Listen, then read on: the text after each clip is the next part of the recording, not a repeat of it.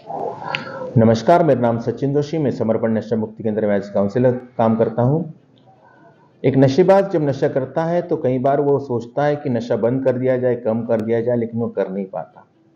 वो रोज इस चीज के बारे में सोचता है कि जीवन में परेशानियां हैं, टेंशन से, प्रॉब्लम से, दुख है, तकलीफें हैं और कई सारी ज़रूरतें हैं, इच्छा है, आकांक्षा है, सब जगह पे उसको दर्द महसूस होता है और वो नशे से वो परेशान होता है। वो नशा बंद करना चाहता है लेकिन कर नहीं पाता। उसका जो सॉल्यूशन है, जो आज मैं एक्सप्लेन करने की कोशिश करता हूं आपसे, उसका जो सिंपल सॉल्यूशन है, उसका सिंपल बातें कई बार कठिन हो जाती है आदमी को करने के लिए। सिंपल, ये SIMPLE, सिंपल, ये एक फॉर्मूला है जिसके यूज से आदमी नशा मुक्त जीवन जी सकता है। सिंपल में जो आदमी की इच्छा है कि नशा बंद करना है, S फॉर स्टॉप। अब वो बाहर अगर स्टॉप कर पाए तो ठीक है, अगर उसको जरूरत पड़े एक्सटर्नल फोर्स, मतलब जैसे कि नशा मुक्ति केंद्र, यहाँ पर उसकी नशा रोक भी दिया जाएगा, उसकी विड्रॉल मैनेजमेंट भी की जाएगी, उसको सपोर्टिंग दवाई भी दी जाएगी, सही माहौल भी मिलेगा। सिंपल में आता है S फॉर स्टॉप। एन कारण प्रकरण उसका नशा स्टॉप होना जरूरी है। कुछ भी हो जाए, अगर नशा स्टॉप नहीं किए तो आगे कुछ भी नहीं कर पाएंगे। तो सिंपल प्रोग्राम में S फॉर स्टॉप होना जरूरी है। और कहीं ना कहीं यहाँ पर जब पिकअप होके आता है पेशेंट, कहीं ना कहीं उस पेशेंट को इस चीज का एहसास होना चाहिए, या उसका एहसास हो जाता है बाद में कुछ दिनों बाद, कि जहाँ पर जो पिकअप हुआ है वो उसके हित में ही हुआ है। यहाँ पर आने के बाद में पहला कदम हुआ स्टॉप, मतलब नशा रोक दिया गया। अंदर से जो है जहर जो अंदर शरीर में जा रहा है उसको रोक दिया गया।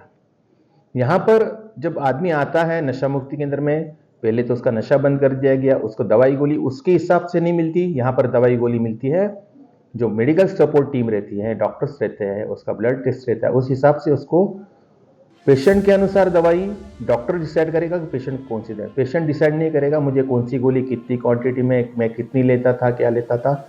ये सब आई फॉर इंटेलेक्चुअल का एरिया चालू होता है। सिंपल में S for stop, I for intellectual. Patient को खुद का दिमाग ज़्यादा इस्तेमाल नहीं करने देते।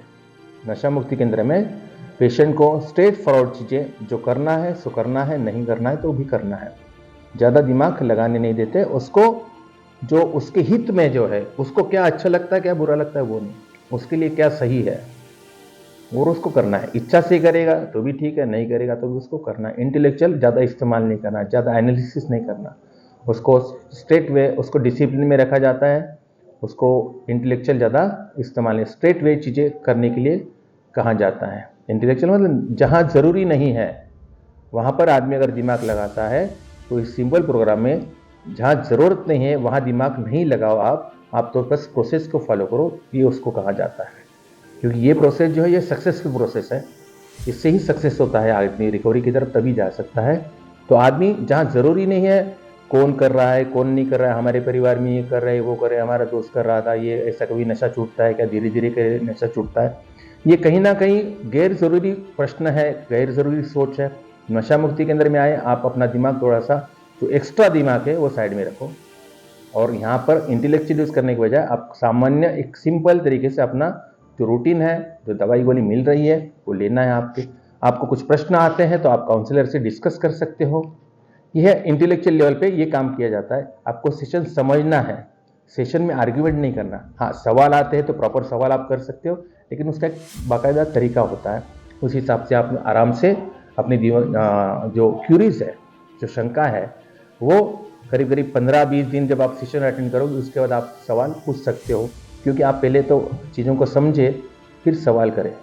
समझने के पहले हफ्ते में कई लोग शुरुआत में ही सवाल करना शुरू कर देते हैं, तो उनको बोला जाता है कि आप 10-15 दिन क्लासेस लो, उसके बाद में आप सवाल कर सकते हैं। इंटेलेक्चुअल लेवल आर्ग्यूमेंट नहीं करना, इंटेलेक्चुअल लेवल पे काम करना मतलब ज़्यादा आर्ग्यूमेंट नहीं करना, ज़्यादा दिमाग नहीं लगाना, उसको आपको स्टॉप ही रखना है, ज़्यादा अपना खुद का दिमाग इस्तेमाल नहीं करना। यहाँ नशा मुक्ति केंद्र में जो स्टाफ है वो दिन रात नशेड़ियों के बीच में रहता है, उनकी फितरत, उनके बहाने सब कुछ जानता है।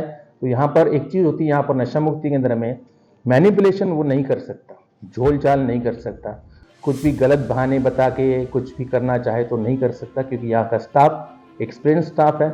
और जो नशेबाजों की हरकतों को जानता है, उनकी सोच को जानता है, उस हिसाब से वो टैकल कर लेते हैं। एक्सपीरियंस काउंसलर्स है, एक्सपीरियंस स्टाफ है, मेडिकल टीम है, साइकेट्रिस्ट है, सब लोग यहाँ पर नशेबाजों के साथ में ही रहते हैं और उनको पता है कि कौन कौन क्या क्या खाने दे सकता है, और इस हिसाब से मैनिपुलेशन उसको नहीं करने दिया जाता है। उसके ऊपर 24 आवर्स नजर रहती है, वो क्या करता है क्या नहीं करता है सब कुछ। तो यहाँ पर वो झोल झाल करने के लिए उसको बिल्कुल ही प्रतिबंधित किया जाता है। SIM L for loneliness. नशा मुक्ति केंद्र में पेशेंट को कभी भी अकेला नहीं छोड़ा जाता, उसके साथ में हमेशा कोई ना कोई रहता है। क्लास में भी रहेगा, वार्ड में भी रहेगा, जहाँ जहाँ पर वो है कोई ना कोई उसके साथ, इवन प्राइवेट रूम में भी रहेगा, वहाँ पर एक आध पेशेंट और रह सकता है, लेकिन स्टाफ का एक आदमी उनके पास में ज़रूर रहता है, जो कि वो उसको अकेला नहीं रहता है। क्योंकि कहते हैं empty mind is devils workshop. उसमें शायद अपना पी रह गया, प्रोक्रास्टिनेशन, ऐसा MP। प्रोक्रास्टिनेशन ये एक ऐसी चीज़ है, आगे ढकेलना चीज़ों को, जो ज़रूरी चीज़ें हैं उनको आगे ढकेलता है आदमी नशेबाज। जैसे बाहर जब था तो वो क्या सोचता था कि मैं कल से नशा बंद कर दूंगा, कल से कम कर दूंगा, आज कर लेता हूँ, मुझे ये काम करना है, ये कल करेंगे, ये शाम को करेंगे, ये बाद जो इंपॉर्टेंट काम होते हैं उनको आगे ढकेलना। नशा मुक्ति केंद्र में जब आता है तो उसको प्रोक्रास्टिनेशन नहीं करने देते। एक 4-5 दिन या 8-10 दिन का उसका जब डिटॉक्स पीरियड चलता है, उसके बाद उसको रूटीन फॉलो करना है तो भी करना है, नहीं करना है तो भी उसको रूटीन फॉलो कराया जाता है। आगे अपन बात कर रहे थे लोनलीनेस के बारे में। उसको यहाँ पर अकेला बिल्कुल नहीं रहने देते, उसको साथ में हमेशा कोई ना कोई रहता है हेल्प के लिए, उसकी कुछ बातें सुनने के लिए। उसको अगर कुछ अपने मन में चल रहा है वो बताना है तो शेयरिंग के माध्यम से बता सकता है। अगर कुछ क्यूरीज है तो काउंसलर से बात कर सकता है, दूसरे पेशेंट से बात कर सकता है। हेल्प फॉर लोनली से वो अकेला नहीं रहेगा। और last but not the least, ego, SIMPLE, E for ego. नशा मुक्ति केंद्र में एहसास दिलाया जाता है कि एक नशेबाज को अहंकार करने जैसा उसके जीवन में कुछ नहीं है। उसको किस चीज़ का अहंकार है? उसने अपने आप को, अपने जीवन को बर्बाद किया, इस चीज़ का अहंकार है। माता पिता की जिम्मेदारी उसने उठाना चाहिए, माता पिता आज भी उसकी जिम्मेदारी उठा, इस चीज़ का अहंकार है। उसके अहंकार को पूरी तरह से जमीन पे लाया जाता है, या उसको बोलेंगे तोड़ दिया जाता है, कि उसको बेसिक पे लाया जाता है, रियलाइजेशन पे लाया जाता है कि भाई अहंकार करने जैसा कुछ काम तो तुम कर नहीं रहे थे, फिर अहंकार किससे, मतलब जिसको हम कहते हैं अकड़। अकड़ जब तक नहीं टूटेगी उसकी, जब तक वो घुटने के बल नहीं आएगा, तब तक रिकवरी करना मुश्किल है।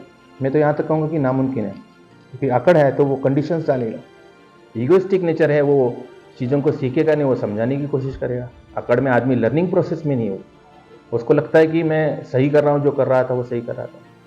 लेकिन यहाँ का माहौल कुछ ऐसा है कि यहाँ पर आदमी की, जो पेशेंट आता है, कितना भी अकड़ वाला पेशेंट हो, किसी भी बैकग्राउंड से हो, ये माहौल में आने के बाद में नशा नहीं कर रहा है तो धीरे धीरे वो अकड़ से या ईगो से निकलकर वो स्वाभिमान की तरफ जाता है। क्योंकि इसमें 2-3 चीज़ों पे पैरेलली काम हो रहा है। एक तो स्टॉप, मतलब इस फॉर सिंपल में स्टॉप जो है उसका नशा बंद है, अंदर जहर आना बंद है, उसका ईगो वैसे ही थोड़ा सा कम हो जाता है। क्योंकि आदमी अगर नशा करता है तो ईगो 7वें आसमान पे रहता है। यहाँ पर 10-15 दिन जब नशा नहीं मिलता है उसको, तो कहीं ना कहीं उसका दिमाग जो अकड़ है वो कम हो जाती है, और वो चीज़ें सुनता है, समझता है, और जो को रिकवरी के लिए बहुत ज़रूरी चीज़ है। इंटेलेक्चुअल शुरुआत में दिमाग लगाता है। कहते हैं कि नशेबाज के सिंग हमेशा खड़े रहते हैं, सिंग आर्ग्यूमेंट करने के लिए वो हमेशा बेबस रहता है या हमेशा तैयार रहता है, बार बार छोटी छोटी चीज़ों की आर्ग्यूमेंट। लेकिन जैसे नशा बंद हो जाता है, आर्ग्यूमेंट करना भी बंद हो जाता है। ऐसा मैनिपुलेशन यहाँ पर कर नहीं सकता, प्रोक्रास्टिनेशन यहाँ पर होने नहीं देते हैं, लोनली उसको अकेले रहने नहीं देते हैं, ईगो के ऊपर काम किया जाता है। और मेन चीज़ होती है, इस प्रोग्राम के साथ में होता है सेशन, योगा, प्रॉपर शेड्यूल, और उसके कारण उसका पूरा व्यक्तिमत्व ही बदलने लगता है, उसको उसकी गलतियों का एहसास होने लगता है। और कहीं ना कहीं उसके अंदर रिकवरी का जो बीज है, एक विचार कि अब बस करते हैं, बहुत हो गया, ये कहीं ना कहीं विचार उसके मन में आ ही जाता है।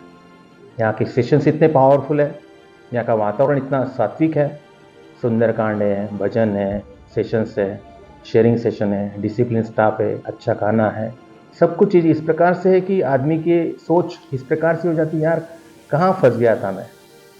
और यही वो कारण है कि यहाँ पर जो पेशेंट आता है उसका पूरा व्यक्तिमत्व चेंज हो जाता है, एक सकारात्मक तरीके से वो एक अच्छा बन जाता है। सिंपल प्रोग्राम ये जिस प्रकार से रिकवरी के लिए काम करता है, उसी प्रकार से ये प्रोग्राम उल्टा भी हो जाता है। अगर एस फॉर स्टॉप की जगह उसको अगर स्टार्ट कर दिया जाए, अगर आदमी बाहर जाके, यहां पर तो सिंपल प्रोग्राम फॉलो किया, अगर मैं कह रहा हूं, अगर कोई आदमी यहां से जाता है और स्टॉप जो नशा है उसको स्टॉप रखने के बजाय वो स्टार्ट कर देता है।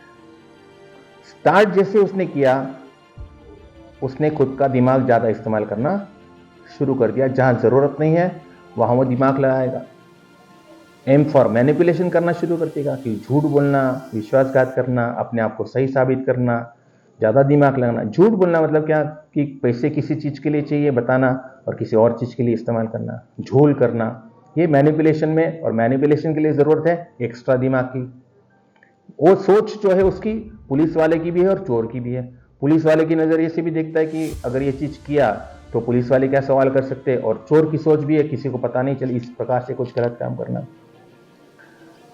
इंटेलेक्चुअल लेवल पे भी वो बार फेल हो जाता है बहुत ज्यादा। जो सिंपल उसको जो रूटीन बताया गया, उसको रूटीन को फॉलो करने के बजाय अगर वो नशा चालू कर देता है तो इंटेलेक्चुअल लेवल पर वो फेल हो गया, मैनिपुलेशन के ऊपर वो फेल हो गया, वो मैनिपुलेशन करने लग गया। P for procrastination.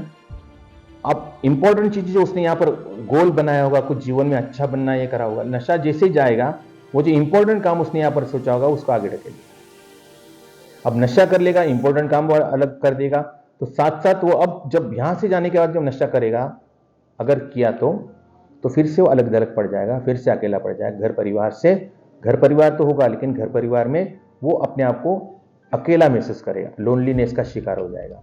नशा करेगा तो सातवें आसमान पे उससे अहंकार भी रहेगा, फिर से वो सोचने लगेगा जो मैं करता हूं उसके लिए ये बहाना है वो बहाना है, और फिर से जिसको हम कहते हैं सिंपल भाषा में गई जैस पानी में। अगर ये प्रोग्राम सही तरीके से अमल में लाया जाए, एस फॉर स्टॉप, इंटेलेक्चुअल ज़्यादा जरूरी नहीं है, वहाँ दिमाग नहीं लगाना, एक सिंपल रूटीन फॉलो करना, मैनिपुलेशन नहीं करना, ऑनेस्ट रहना, प्रोक्रास्टिनेशन नहीं करना, अकेले नहीं रहना, बुक्स का सहारा ले सकते हो या अच्छी वीडियोस है, आप इंटरनेट से अच्छी अच्छी चीज़ें भी सीख सकते हो। लर्निंग प्रोसेस में आपको अगर खाली समय मिलता है, घर कोई नहीं है, तो आपका समय जो है आपके साथ में एक अच्छा दोस्त आपका मोबाइल भी हो सकता है, जिसके अंदर आप अच्छी अच्छी जानकारी, अच्छी अच्छी वीडियो, स्पिरिचुअल वीडियोस भी देख सकते हैं। अकेले रहोगे, गलत संगत में चले जाओगे, प्रोग्राम दोनों तरफ काम करता है। अभी हमको सोचना है हर एक व्यक्ति यहाँ पर रिकवर हो जाएगा। ये प्रोग्राम जो यहाँ पर फॉलो किया गया, उसके साथ साथ हाउ प्रोग्राम, हॉल्ड प्रोग्राम, ये जीवन भर आगे बढ़ाना। जब तक सिंपल प्रोग्राम सही तरीके से चलता है तब तक तो आदमी रिकवरी करेगा। अगर सिंपल प्रोग्राम को उल्टा कर दिया गया, स्टॉप की जगह स्टार्ट कर दिया गया, तो हो गया रिलैप्स हो गया, तो फिर से प्रॉब्लम, परेशानी, टेंशन, सब चीज़ें बदलने लगेगी मतलब रिवर्स मोड में जाएगी, उल्टी हो जाएगी। और उल्टी हो जाएगी, जो कुछ प्लानिंग वानिंग किया होगा वो कुछ होना जाना है नहीं। फिर से वो फ्रस्ट्रेशन, डिप्रेशन, एंगर, रिसेंटमेंट में चला जाएगा, निगेटिव इमोशंस में चला जाएगा।